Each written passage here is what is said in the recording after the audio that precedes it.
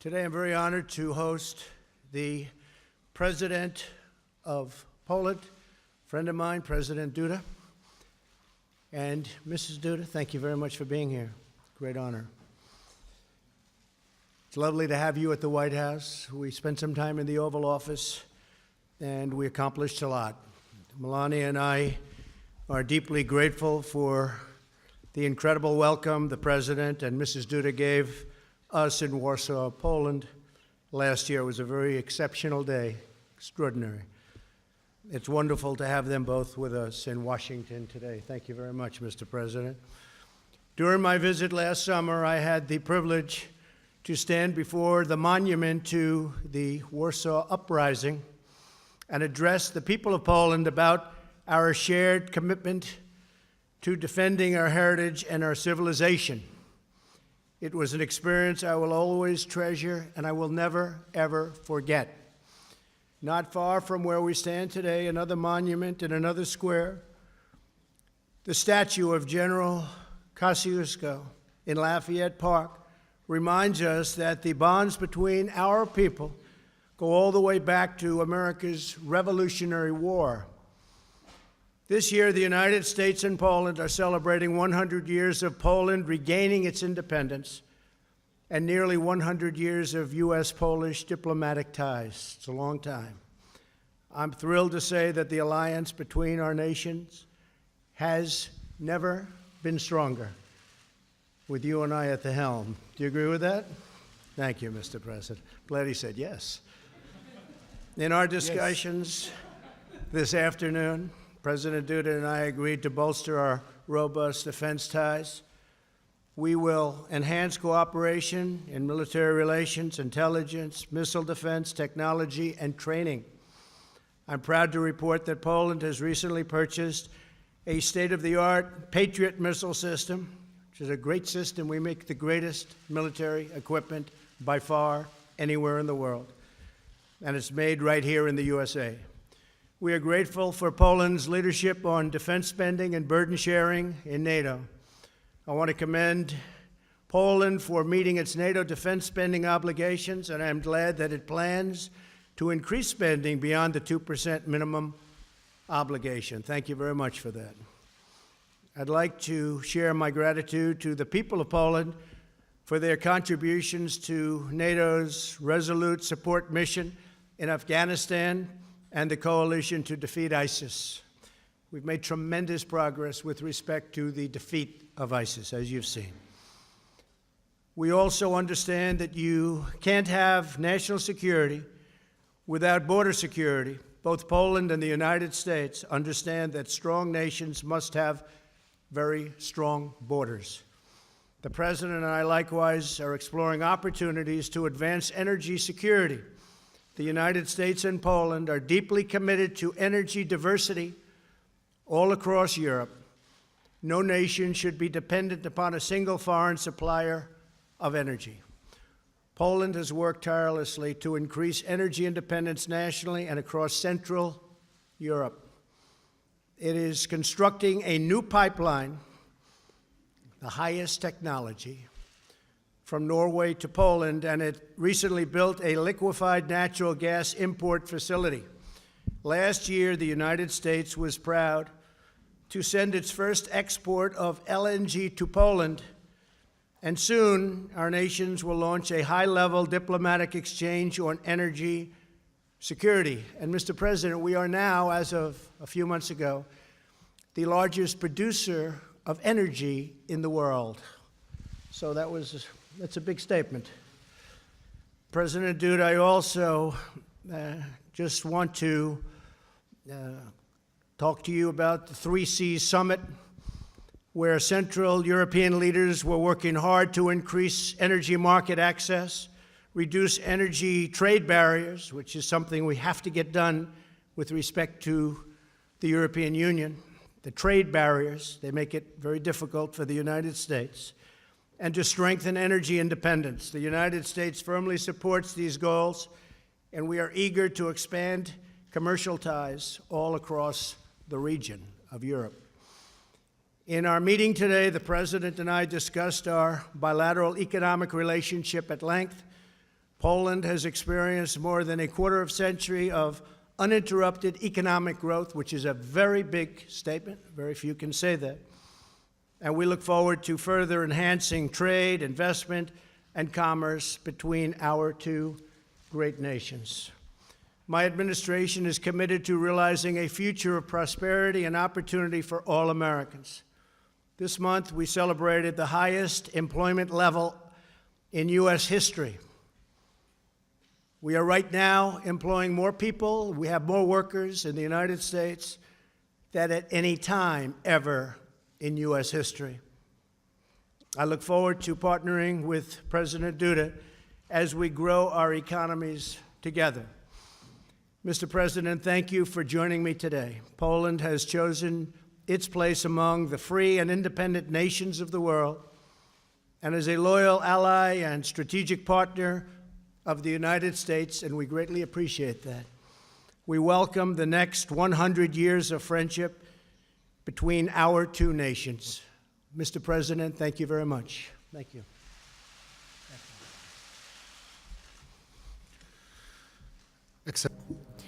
Your Excellency, distinguished Mr. President, and distinguished ladies and gentlemen, I am delighted that in this year so important to Poland, the year of Poland regaining its independence, we celebrate our 100th anniversary of it, I'm able to be hosted here, that I'm at the seat of the President of the United States at the White House at Washington. And also from this perspective, from the perspective of the centennial of Poland regaining its independence, this fact is of huge importance for Poles, both those living in Poland and those living abroad, especially the 10 million Poles living in the United States. This is of huge symbolic importance. One reason for that is that the matter of Polish independence was one of the important points of the policy of the U.S. President Wilson. It was precisely President Wilson, before 1918, he was the one who put Polish independence on his agenda, on the agenda of his policy. That happened, among others, thanks to a great Polish politician, a composer and a musician, Ignacy Jan Paderewski. But it is a fact that Poles experienced back then a lot of good from the United States and from the President of the United States, because there are no other words to describe the fact that that great state indicated to Poland and defined Poland as the country who should be reinstated back on the map of Europe and on the map of the world. And it was reinstated on that map 100 years ago in 1918. And I'm absolutely delighted that today, as Polish president, I can be here at Washington, sit at the same table with the President of the United States and sign an agreement which is deepening our strategic partnership and which is renewing that strategic partnership. I'm talking here about the agreement on the strategic partnership. Such agreement was signed in 2008 between our countries. Back then it was signed by the ministers of foreign affairs, and today this renewed version, the version which has been updated because a lot has changed over the 10 years, this renewed version of the strategic partnership was signed personally by myself and President Donald Trump, and I would like to express my deep gratitude to you, Mr. President, for that fact. This agreement indicates the most important aspects of our cooperation and our friendship. It also sets new paths for the future. The paths of tightening our defense cooperation, military cooperation, tightening our cooperation in the area of security and energy business, tightening our cooperation in the broadly understood sphere of business, also in the aspect of the already mentioned cooperation as part of the 3 Cs initiative, to which Mr. President has just alluded. I came here to Washington right from the summit of the 3 Cs initiative, the first business forum organized as part of the 3 Cs initiative. The United States was present there as the partner of the 3 Cs, and thank you, Mr. President, for that. Thank you for posting your representatives to that meeting. And all the leaders who held their speeches there said in a very clear way about the need and hope for cooperation with the United States of America regarding the renewal and building of a new infrastructure, road infrastructure, railway infrastructure, energy infrastructure, both concerning electricity and the transmission of gas in Central Europe along the north-south axis. I'm referring here to the area between the Baltic states through Poland, the Czech Republic, Slovakia, Hungary, Bulgaria, Romania, all the way down to the Black Sea, and then through Croatia and Slovenia to the Adriatic Sea. This is the space in which we want to cooperate. This is the space in which we want to develop. Our cooperation with the United States is of key importance in this respect. Also, as far as providing energy security is concerned. Today we talked at length about this with Mr. President. We also discussed threats to energy security in Europe, to the possible diversification of supplies. Without any doubt, such a huge, biggest threat right now is posed by the construction of Nord Stream 2 gas pipeline. We discussed at length about this with Mr. President. I presented him the situation as it is. Unfortunately, we have to be clear and say that both from the German side and from the Russian side, this construction has already been started. There are still some formalities going on connected with the laying of the pipes at the bottom of the Baltic Sea. However, this investment, without any doubt, threatens energy stability of Europe, and without any doubt, it also threatens Polish energy security, because it is a threat. There is a threat of Russian energy domination, especially when Russia mentions that it's going to build more pipelines, Nord Stream 3, Nord Stream 4. This threat of absolute Russian domination in Europe in terms of gas deliveries is obvious. What are the results of such a domination, ladies and gentlemen? We were able to see that ourselves a couple of years ago in Ukraine. Sudden interruption of supplies. Of course, it had nothing to do with economic factors. It was connected only and exclusively with a political blackmail. It was a fact. And it is obvious that today we are making efforts and we are going to go to any lengths to protect ourselves from that. That is why we decided to construct an LNG terminal. That is why we also decided to receive the LNG gas from the United States. I'm really glad that we have concluded such contracts. I'm glad that American companies are right now delivering LNG to Poland. And this precisely is a very important element of diversification of gas supplies to our country. And I firmly believe that thanks to the LNG gas terminal, thanks to expanding its capacities as far as the annual quantities of gas are concerned, we are not only going to realize and safeguard our own energy needs, but I also hope that we'll be able to transmit gas further to our neighbors through the development of the Three Seas Initiative area, through the construction of interconnectors. These issues were all well raised by us today during our talks with Mr. President. And last but not least, opening up to business. We would like to invite American business to Poland. There are better and better investment possibilities. Poland is experiencing a very dynamic growth. Of course, there are companies from the United States which have been present in the Polish market for many, many years, like General Electric, which right now is implementing a huge investment concerning energy sector in Poland, conventional energy. Such as construction of the Ostrołęka 2 plant. That is a huge contract amounting to almost $2 billion. These are the huge projects which are all being realized in Poland. But we want to invite to Poland all business people, those who have got huge economic projects here and who have got huge possibilities of investment. But we would also like to invite the smaller ones. Poland is a big European country. I believe it is an interesting partner where the United States and the U.S. business is very much welcome, and I want to assure you, ladies and gentlemen, about that. There is also a perspective of developing your activity through Poland to include the Three Seas countries, and this is something that we have been working on as a part of the Three Seas Initiative. We want to ensure also the communication possibilities, and we also want to increase the opportunities for economic cooperation. We want also business partners from the U.S. to join our projects. There are going to be a lot of communication, traffic-related investments in our part of Europe. We would like to invite American businesses to come because I believe that this opens up an opportunity for making joint business. And ladies and gentlemen, all of that is connected, of course, with the issue of military security. I'm hugely delighted with the presence of U.S. armed forces in the Polish territory. I'm deeply satisfied with the decisions that were taken by Warsaw NATO Summit in 2016, where the presence of the military forces of NATO in Poland was guaranteed. I'm also happy that we have in Poland American soldiers as part of our bilateral agreements.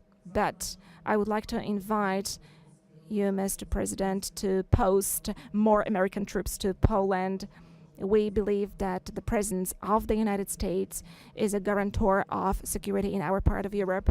We ourselves want to invest further. We want to modernize Polish armed forces. Mr. President, Trump mentioned the so-called Wisła air defense system that includes the purchase of Patriot missiles. We are implementing the largest military investment so far as the Polish armed forces are concerned over the last 30 years. We want to implement more projects. We want to buy more equipment. We also want to cooperate in the area of research and development as regards military technology. And I'm convinced that this cooperation between Poland and the United States will go on smoothly. I hope that Mr. President will make a decision to deploy to Poland more U.S. units together with equipment. Ladies and gentlemen, I was smiling when talking to Mr. President. I said that I would very much like for us to set up a permanent American bases in Poland, which we would call Fort Trump, and I firmly believe that this is possible. I am convinced that such a decision lies both in the Polish interest as well as in the interest of the United States. Poland is an attractive country, and first and foremost, it's got a very important strategic location in Europe, and I'm convinced that for the interest of the United States, also pertaining to the security of the United States itself, the presence of the U.S. armed forces in our country is important also to protect American interests. Mr. President, once again, thank you very much for this meeting. Thank you once again for this joint declaration that we're able to sign today. Thank you for also adding this new splendor to the centennial of Poland regaining its independence and also to the 10th anniversary of our strategic partnership. Thank you. A tremendous amount of LNG will be exported to Poland. We're giving them a pretty good price, but they're buying a lot of it, and that's going to be great. I do want to say that while we're together, tremendous effort and bravery is being shown in North Carolina, South Carolina, Virginia, and the area that was so horribly hit by Hurricane Florence. I just got some clips of some of the things that the Coast Guard is doing and getting people to safety in horrible, horrible conditions. And I want to just salute all of the people that are working so hard, the first responders, law enforcement, the military, FEMA. The job they're doing is incredible. It's incredible. So I just want to thank them very much. And I think what we'll do is we'll take our first question from Emerald Robinson of One America News. Emerald.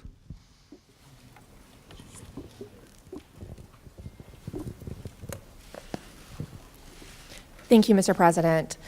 So, news today of a Russian plane shot down over Syria. Russia is assigning the blame to Israel, even though it was accidentally shot down by Syrian forces.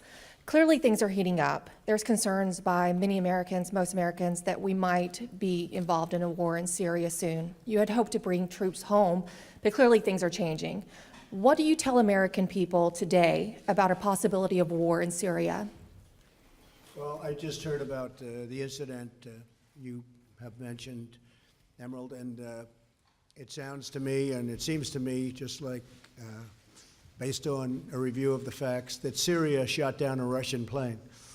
And I understand about 14 people were killed, at least, and that's a very sad thing, but that's what happens. But Syria, according to early reports, that's subject to change, but that Syria shot down a Russian plane.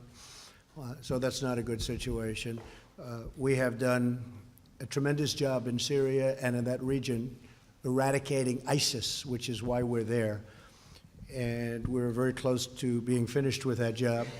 And then we're going to make a determination as to what we're going to do. But we have eradicated ISIS in a very large area of the Middle East. These are people that will not be coming here because they're not around any longer. So we've done, in a very short period of time, our Vice President is here, Mike Pence, our great Secretary of State, who really, thank you very much for the great job you're doing, Mike Pompeo. And we've been working very hard on this, and they've done an incredible job over there, but we'll make a decision fairly quickly. Thank you very much. Would you have a question for the President? Certainly. Thank you, President Duda. Clearly, you said you asked President Trump if he would consider a permanent base in Poland, and of course, that also relates to Russia. What would you say, how did the President respond to your position to have a permanent base from America in Poland? And then also, do you currently have concerns over the U.S.-Russia relationship? Oczywiście. Well, of course, I told Mr. President about all the aspects connected with the permanent presence of the U.S. Armed Forces in Poland. But first and foremost, I assured Mr. President of one thing. First and foremost, ladies and gentlemen, we cannot say that if there are permanent bases of the U.S. Armed Forces in Poland, we will see a deterioration of security, because that will lead to an increased Russian activity and an increased militarization of this part of Europe by Russia. I want to say it clearly, ladies and gentlemen, a very strong militarization of, for instance, Kaliningrad Oblast has taken place for more than 10 years now. It is the reality that we live in today. As far as an aggressive Russian behavior is concerned, as far as increased military activity is concerned, including increasing of the militarization, Russia has been conducting such activities in a systematic way. And for the first time, we're able to see that in a materialized way in Georgia in 2008, when the then president of Poland, Professor Lech Kaczynski, took other European leaders, and they went to Tbilisi to stop Russian tanks which were about to attack the capital of Georgia. And from that moment, that military expansion has been developing. It's another leg was the attack on Ukraine, and today we can see an illegal annexation of Crimea. Today we are witnessing constant violation of international law in the Lugansk and Donetsk oblasts. So these are today political and military facts of Europe, and the presence of the United States is only providing a guarantee of security and a possibility to defend. Because let me reiterate again, it is only about the guarantee of security and defense of our part of Europe, that is the free world. This is the most crucial issue right now from our perspective, from the perspective of Central and Eastern European countries. And we are speaking in one voice on this one, generally. That is why we wanted to ensure the presence of the United States Armed Forces, and also we wanted to have the presence of NATO forces in our part of Europe as well. And of course, Mr. President and his staff, his advisors, and also the Pentagon staff have to consider all these issues, but there is a whole range of arguments which are in favor of the fact that the presence of the U.S. Armed Forces in this area is absolutely justified today. That is due to the protection of the interests of the United States as well. So I am absolutely convinced of this one, because today, unfortunately, we are seeing international law being violated. Today, we are seeing aggressive behaviors, and I am convinced that there is no more effective method of preventing a war than a decisive stance, demonstrating that we are ready any moment to repel a possible attack. And a presence also means deterrence. At the same time, I am convinced that when we have a strong military presence in this part of Europe where there is a potential threat, then there will be no war happening ever. Doubt that the President also said, and he said it publicly, that he would pay the United States, meaning Poland would be paying billions of dollars for a base. And we're looking at that more and more from the standpoint of defending really wealthy countries and not being reimbursed, paid. It's one thing when we defend countries that can't defend themselves, and they're great people and we should help them. We don't expect anything for that. But when we're defending immensely wealthy countries and they're not paying for the defense to the United States, they're only taking advantage of us. And we are in discussions with numerous countries, all of whom you know, about payment. And we get along with them very well, but it's not fair. That includes NATO. As you know, I got $44 billion additional last year, where they paid an additional. You can speak to Secretary General Stoltenberg, who's the head of NATO, and he said he's never seen anything like it. And this year we did even better. But when a country is very wealthy, and when the United States has been protecting them for many years at tremendous cost like nobody in this room would believe, it's time that they help with, we call it burden sharing, and they will do that. But the president offered us much more than $2 billion to do this, and so we're looking at it. We're looking at it from the standpoint of, number one, military protection for both countries, and also cost, a term you don't hear too often, and you haven't heard too often over the last 25 years, but that's the way it has to be. Thank you very much. Would you like to have a question, please?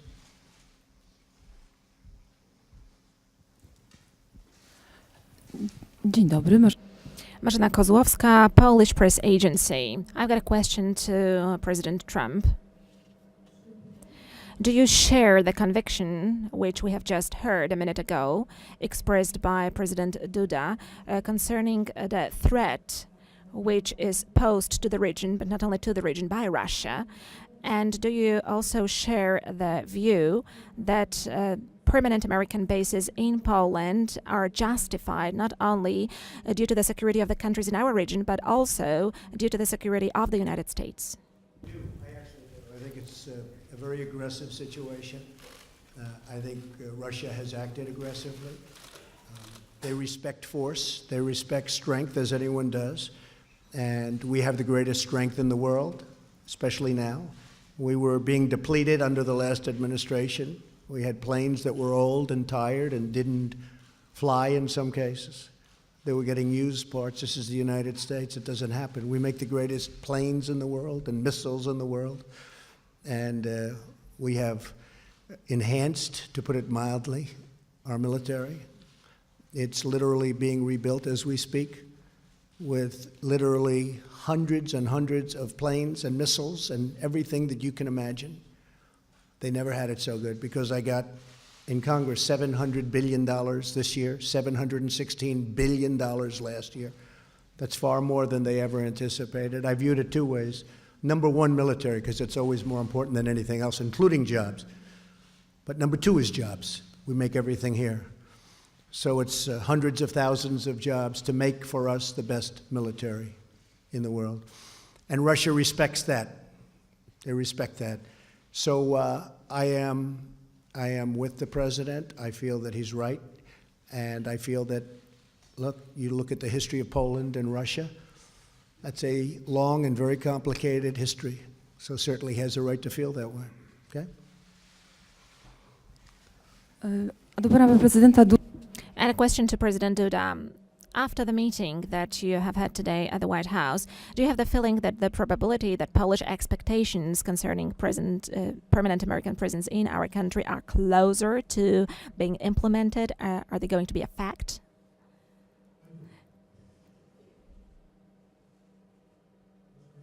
Ladies and gentlemen, today myself and Mr. President had a tete-a-tete meeting, a private meeting, and then we met also with our staff. We had long conversations, very honest discussions, and very strong at certain points as well in terms of diagnosis of the situation in the area of military security and energy security alike. And I am convinced that all of us are going to draw appropriate conclusions from these discussions, because, as I said, both sides presented their positions in absolutely many elements. They are concurrent as far as the assessment of the situation currently is, what kind of steps need to be taken in order to protect both the issue of security and the issue of interests. These are business-related issues. I am convinced that, ladies and gentlemen, you are going to see the results of both our meetings today and of the declaration that we have signed together with Mr. President. Of course, we are talking about long-term processes, so I'm sure that you are going to see how this is going to be filled with content. You will see concrete facts that will appear on the maps and also in agreements and in purchases that are going to be realized. John Decker of Fox, please. Thank you, Mr. President. Two questions for you, one on Judge Kavanaugh and also one on trade.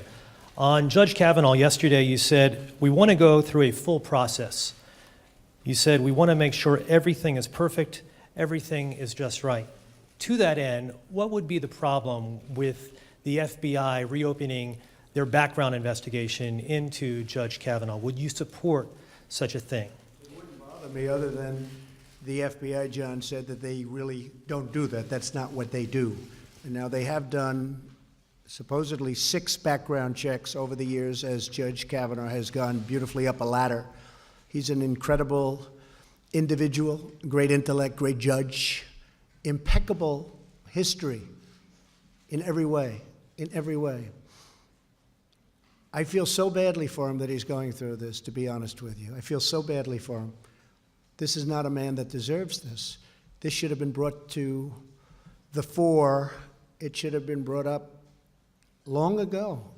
And that's what you have hearings for. You don't wait till the hearing is over and then all of a sudden bring it up. When Senator Feinstein sat with Judge Kavanaugh for a long period of time, a long, long meeting, she had this letter. Why didn't she bring it up? Why didn't she bring it up then? Why didn't the Democrats bring it up then? Because they obstruct and because they resist. That's the name of their campaign against me. They just resist and they just obstruct. And frankly, I think they're lousy on policy, and in many ways they're lousy politicians, but they're very good on obstruction. And it's a shame, because this is a great gentleman. With all of that, I feel that the Republicans, and I can speak for myself, we should go through a process, because there shouldn't even be a little doubt. There shouldn't be a doubt. Again, they knew what they were doing. They should have done this a long time ago, 3 months ago, not now. But they did it now. So I don't want to play into their hands. Hopefully, the woman will come forward, state her case. He will state his case before representatives of the United States Senate, and then they will vote. They will look at his career. They will look at what she had to say from 36 years ago, and we will see what happens. But I just think he is at a level that we rarely see, not only in government, anywhere in life.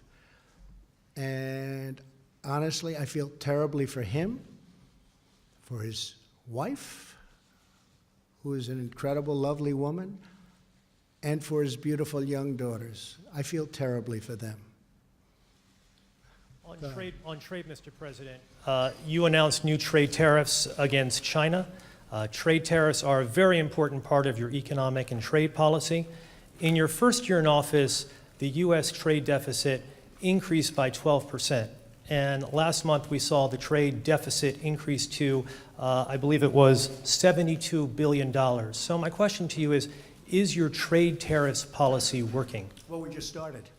We didn't do anything with respect to China because we wanted to have the benefit of China having to do with North Korea. And they have been helpful. I hope they're still helpful. There's a question about that. But it got to a point where the numbers were too big. This should have been done for the last 20 years. If you look at the WTO, the World Trade Organization, that's when China really happened economically. It was like a rocket ship because they took advantage of the rules of the WTO. And whoever was standing at this podium in this incredible White House, in the Oval Office, they should have done something about this long ago. Over the last number of years, China has taken out of this country $500 billion and more. A year. $500 billion. That would go a long way for Poland, wouldn't it? You could rebuild your whole country. And that's what China did. They rebuilt their country with tremendous amounts of money pouring out of the United States. And I've changed that around. And if you look at what's going on, our market is going up like a rocket ship. I don't want their market to go down, but their market is down 32% in 3 months. Because we can't let them do anymore what they've done. And I watch trade deficits because to me deficits are very important. They're not everything, and they're not exact. Sometimes you can have a deficit and That's not such a bad thing. But when you have $375 billion in trade deficits, and then many billions of dollars in other liabilities of all different types, you have to do something about it. We are the piggy bank to the world. We've been ripped off by China. We've been ripped off by, excuse me, Mr. President, the European Union, of which you're a part of. We've been ripped off by everybody. And I want to protect the American worker, the American farmer, the ranchers, the companies. And we're not being ripped off, you will see in a little while. Speaking of that, we've come to a conclusion with Mexico. We have a wonderful deal for both parties. It was a very one-sided deal. Now it's a good deal for both parties, very happy with it. The new president had conversation, and it was terrific. I think we're going to have a very good relationship. We'll see. We'll see. We want help on the border because we have the worst immigration laws in the history of mankind or womankind. We have horrible, horrible immigration laws, so we want help. But we've come to a conclusion with Mexico. Canada has taken advantage of our country for a long time. We love Canada. We love it. Love the people of Canada. But they are in a position that's not a good position for Canada. They cannot continue to charge us 300% tariff on dairy products. And that's what they're doing. So this is a process. It takes a little time. The European Union wouldn't talk to us. They wouldn't talk to President Obama, wouldn't even talk to him. And then I said, that's okay, you don't have to talk to me. Jean-Claude is a tough man. He's a very good man. I like him, but he's tough. He's nasty. The kind of guy I want negotiating for me. But he's a tough, tough cookie. And I said to him, we have to renegotiate the deal. He said, but Mr. President, we are very happy with the deal. We don't want to negotiate. I said, you may be happy with the deal, but I'm not happy with the deal. And he didn't want to renegotiate. And after 3 times, he still didn't want to renegotiate. I said, that's okay. We don't have to renegotiate any longer. We're going to put a tariff on all of the millions of cars you send into the United States. And honestly, he was in my office so quickly from Europe that I didn't know they had airplanes that flew that fast. I said, where did you find this plane? And we have the semblance of a deal, because it's, to a large extent, economically all about cars. Cars is a very big factor, and they send millions of BMWs and Mercedes into our country. So we are working on trade very hard. It's very important to me. It has been for 30 years. I've been saying for 30 years. It started with Japan. I talked about Japan. I was right. I talked about China. I was right. It's what I do, and I like doing it, but I like doing it for the people, because our country has been abused and taken advantage of by virtually every country that it does business with, and we're just not letting that happen anymore. And that includes what I said previously about the military. Please. President Duda, welcome back to the U.S. As it relates to U.S.-EU relations, as the President mentioned, Poland is a proud member of the European Union. How would you describe U.S.-EU relations right now? Did you talk about improving that relationship? Did you carry a special message to the President from Mr. Juncker? Szanowny panie redaktorze, bardzo Sir, I would be very happy if it was Poland which would disrupt the trade balance of the United States. I really would be happy if that was the case, because my understanding as far as politics is concerned and caring for the matters of your country is similar to the view of Mr. President Trump. Mr. Trump is saying America first, and I'm saying Poland first. So we understand each other very well. And it is hard for me to be surprised with the fact that Mr. President, being a very experienced a man of success, as far as business is concerned, knows how to calculate. He knows how to calculate, and I think nobody puts that in the question either in the U.S. or in another place. And he takes care of the United States. It lies in the interest of the country to have a balanced trade exchange, and this is something that you have to take care of. And of course, there is a clash of interests. However, objectively looking, it is hard not to understand it.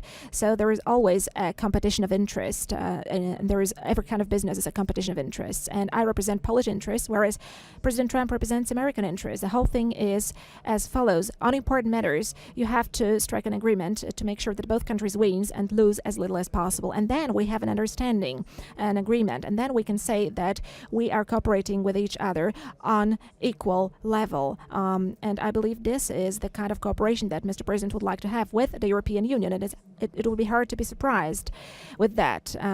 I'm listening calmly to that, and I would like Poland to be such a country, such an economic superpower, that it would be a very important partner to the United States. I said jokingly in the beginning that I wish it was Poland which disturbed the trade balance of the United States and our exports to the United States, but I do believe that our cooperation is going to develop well on partners-like principles. The trade deal with South Korea has been fully renegotiated and is ready for signature. We may sign it at the United Nations or shortly thereafter. That was a terrible deal for the United States. Now it's a fair deal, but that's been fully renegotiated in addition to Mexico and some of the others that are very close. Thank you very much, everybody. We appreciate it. Thank you. Thank you, Mr. President. Dziękuję. Thank you.